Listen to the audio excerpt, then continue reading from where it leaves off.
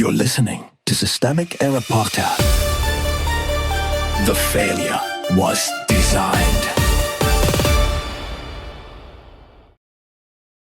Trump whisper admits only massive turnout of lower information voters can save GOP, based on an article by Travis Geddes. Bannon isn't warning Republicans about Mamdani, he's warning them about organized voters. The story beneath the story.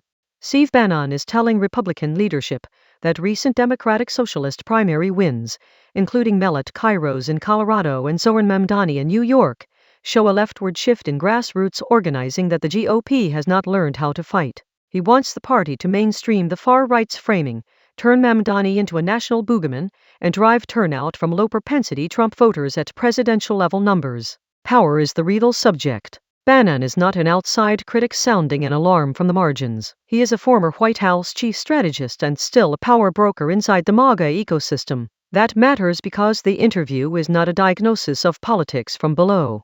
It is a coordination memo from someone who understands where Republican power actually lies, in elite messaging, donor anxiety, media framing, and turnout operations designed to convert grievance into control. The point is not that Bannon suddenly discovered democracy. The point is that he sees an organizing threat to Republican dominance and wants his side to adapt before it loses the House. They want the frame, not the policy. Bannon says the right should weaponize Trump's warnings about communist candidates, but he also admits that simple demonization is not enough. That is the tell. The GOP does not merely want to oppose these candidates, it wants to seize the narrative around them, strip the substance from their appeal, and recast material anger as ideological contamination. That is why the article matters politically. It shows the right's preferred method of governing by misdirection, attack the label, obscure the material conditions, and hope the audience never asks why housing, rent, and cost of living politics are landing so hard in the first place. The contempt is not accidental. Bannon's line about lower information Trump voters is doing a lot of work. It is the language of a movement that flatters its base while sneering at it. Republicans need these voters mobilized, but the people tasked with mobilizing them clearly think of them as a demographic to be handled, not citizens to be persuaded. That same contempt shapes the rest of the strategy. If voters respond to candidates who talk about rent and economic pressure, the GOP answer is not to confront those conditions honestly. It is to build a counter-fantasy, then hope fear outperforms material reality. That is not persuasion, it is political laundering.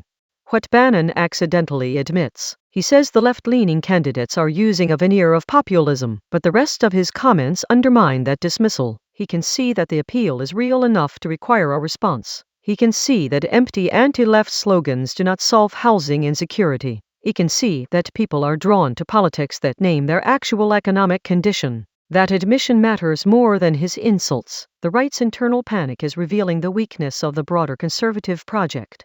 It has spent years training itself to attack resentment without ever having to govern the causes of it. When Bannon says Republicans need real populist economic policies, he is not becoming sincere. He is acknowledging a gap between spectacle and substance that the GOP has relied on for too long. The pattern: authoritarian politics borrow the language of the people.